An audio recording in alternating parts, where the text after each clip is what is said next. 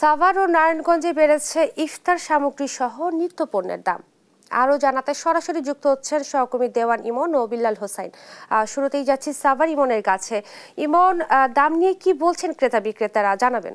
আপনাকে ধন্যবাদ। আমি এই মুহূর্তে রয়েছি সাভারে এবং এইখানকার যে রোজার যে বাজারটি সেটি কিন্তু আমরা সকাল থেকে ঘুরে দেখেছি। তবে কিছু পণ্যের দাম এখনো পর্যায়ে সহনীয় থাকলেও কিন্তু অন্যান্য যে সমস্ত রোজার পণ্য রয়েছে সেগুলোর কিন্তু দাম আমরা সকাল থেকে ঘুরেই কিন্তু বেশ বৃদ্ধি দেখেছি। বিশেষ করে এই যে রোজাতে যেটা এখানে যত শিল্পাঞ্চল, এখানকার মানুষ যে জিনিসগুলো একটু বেশি ক্রয় করে থাকে, বিশেষ করে ছোলা, ডাবলি, সেই জিনিসগুলো কিন্তু দেখেছি এগুলো কিন্তু আগের চেয়ে কিছুটা দামে কম রয়েছে। বিশেষ করে ছোলা রোজার আগে 120 টাকা কেজি বিক্রি হতো, সেটি এখন 100 টাকা কেজি বিক্রি হচ্ছে, এবং ডাবলি বিক্রি হতো 65 টাকা কেজিতে, সেটি এখন 60 টাকা কেজিতে বিক্রি হচ্ছে। কিন্তু অন্যান্য যে সমস্ত সামগ্রী রয়েছে সেগুলোর কিন্তু দাম বৃদ্ধি পেয়েছে। বিশেষ করে গুড়ের কেজি বিক্রি হচ্ছে 150 থেকে 200 টাকা প্রতি কেজি, এবং মেশিনে ভাঙানো যে সমস্ত মুড়িগুলো রয়েছে সেগুলো আমরা খবর নিচ্ছিলাম, তারা যেটি বলছেন যে এখন তারা মেশিনে ভাঙানো মুড়ি বিক্রি করছে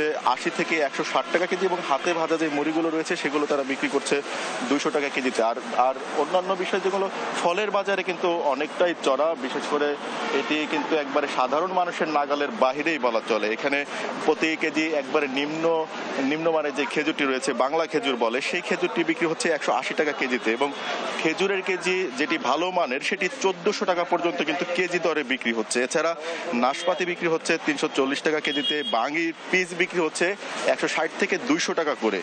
এছাড়া পেঁপে কেজি হিসাবে বিক্রি হচ্ছে এটি 150 টাকা কেজি, পেয়ারা বিক্রি হচ্ছে 80 টাকা কেজি দরে, এবং তরমুজ, যেটি প্রতি বছরই যে রমজান আসলে যে বিষয়টি নিয়ে বিতর্ক সৃষ্টি হয় তরমুজ কেজি দরে বিক্রি নিয়ে, এবারও কিন্তু সেটি হচ্ছে, তরমুজের কেজি বিক্রি হচ্ছে 70 টাকা কেজি দরে। এছাড়া আঙুর ফল যেটি রয়েছে এটি সাদাটি 340 টাকা, এবং কালো যে আঙুর ফলটি রয়েছে সেটি 500 টাকা কেজি দরে কিন্তু দোকানিরা বিক্রি করছেন। পাশাপাশি আপেল যেটি রয়েছে, ফুজি আপেল যেটি লাল আকৃতি, সেটি 320 টাকা, এবং সবুজ আপেল যেটি সেটি 420 টাকা দরে কিন্তু বিক্রি হচ্ছে। আমরা কথা বলছিলাম বেশ কয়েকজন ক্রেতার সাথে, তারা যেটি বলছেন যে এই যে রমজান আসলে যে সিন্ডিকেট গড়ে ওঠে, বিশেষ করে এই যে রোজার যে সমস্ত পণ্যগুলো রয়েছে সেই সমস্ত বিষয়, এদের বিরুদ্ধে কিন্তু মনিটরিং না থাকার কারণে, এদের বিরুদ্ধে কোনো ব্যবস্থা না নেওয়ার কারণে কিন্তু প্রতিনিয়ত এই যে রমজান আসলেই কিন্তু সিন্ডিকেটরা এই সমস্ত পণ্যের দামগুলো বাড়িয়ে দেয়। তাছাড়া এখানকার যেই অন্যান্য যে সমস্ত বিষয়গুলো, যে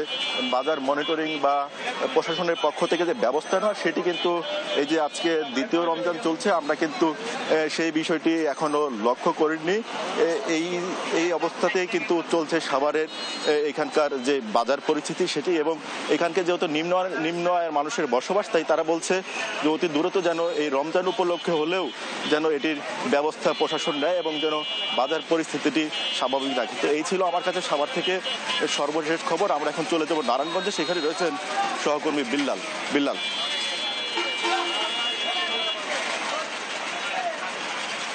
নারায়ণগঞ্জে এই যে মাহে রমজানের দ্বিতীয় দিন রয়েছে, এই দ্বিতীয় দিনেও কিন্তু আসলে যে পণ্যের দাম, অর্থাৎ মাহে রমজানে যেসব পণ্য আমাদের নারায়ণগঞ্জের যে বাজার, এই বাজারে আসলে জিনিসপত্রের দাম কিন্তু এখন পর্যন্ত আজকে মাহে রমজানের দ্বিতীয় দিনও বাড়তি দরেই বিক্রি হচ্ছে। এমন খেজুর থেকে শুরু করে ছোলা সবকিছুতেই 2 থেকে 5 টাকা কিন্তু বেশি।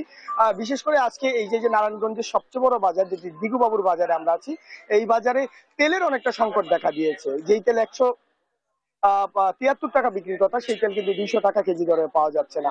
তো বলা যায় যে সবকিছুর দামে কিন্তু আজকে নারায়ণগঞ্জের বাজারে ঊর্ধ্বমুখী চলছে।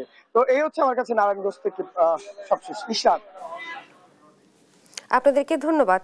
সাভার ও নারায়ণগঞ্জ থেকে বাজার পরিস্থিতি ও নিত্যপণ্যের দাম নিয়ে বলছিলেন সহকর্মী দেওয়ান ইমন এবং বিল্লাল হোসেন।